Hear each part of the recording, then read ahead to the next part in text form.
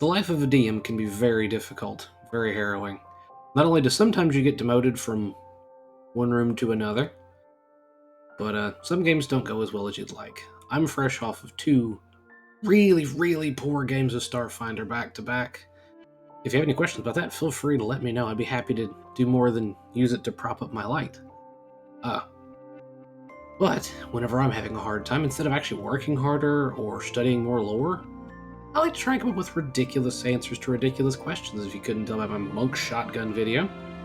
This one is I was looking at the spell Speak with the Dead. Speak with Dead, there's no the.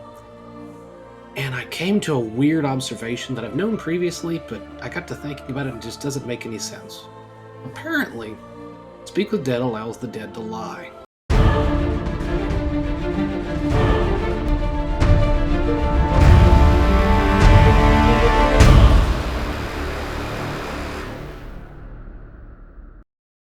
Now, I'm all for DM flexibility, and I very much understand what they're going for here. They don't want you to be able to just kill the bad guy and then have him automatically reveal his sort of secret mission or whatever other thing you didn't get to know while he was alive. I get it, but I have some problems from a more logical, mechanical standpoint. Right offhand, the main problem here seems to be the argument between soul versus body.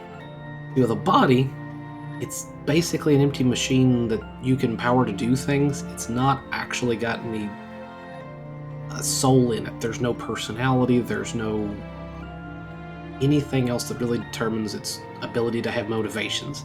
That's gonna be a word I'm using a lot, is motivations. Because with a lack of a soul, it doesn't make sense. The general thinking would be that if you have, say, a husband and a wife, and the wife's the really big bad guy, and you kill the husband, and you just speak with dead on him, he would lie on his wife's behalf. He loves her, he's not going to give you the information you want, he might even try and lead you in the wrong way. That makes a bit of sense.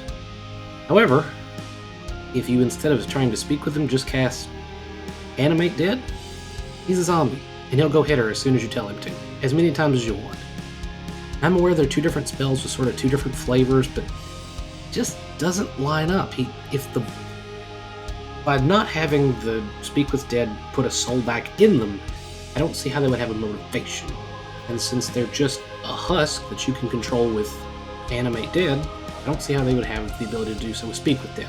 There's a couple key other examples that are similar, but I also don't think fully apply here. Such as Warforged. If you're an Eberron person, you know, minor spoiler if you really care, Warforged have souls in them. If you kill one, it no longer has the ability to have, it can't function. It's a machine, but its motivations are only there. It's only sentient and worthy of being, made independent because there's a soul in it. And furthermore, there's the Elder Brains. Let's say a Mind Flayer eats your brain. In some cases, they don't actually eat your brain all the way out. They'll remove it from your skull, but they may not actually consume it for their own sustenance. Some will take it back to their Elder Brain, in which case it will get used for its memories and everything else. However, no matter how much you may have hated the Elder Brain and the Mind Flayers in life, that doesn't mean your unhappy brain is going to taint the Elder Brain's goo of other brains from other things. Unfortunately, as long as there's not a soul in it, it just doesn't make sense for there to be any sort of motivation or personal preference. So while I greatly appreciate what Speak with Dead is going for, at my table, unless there's some really specific reason, unfortunately, I don't see how you lie.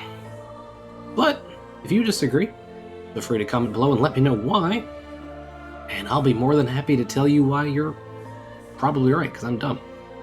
But anyway, Phoenix the Half-Beard DM here on Dungeons & Dragons, and until next time, party on!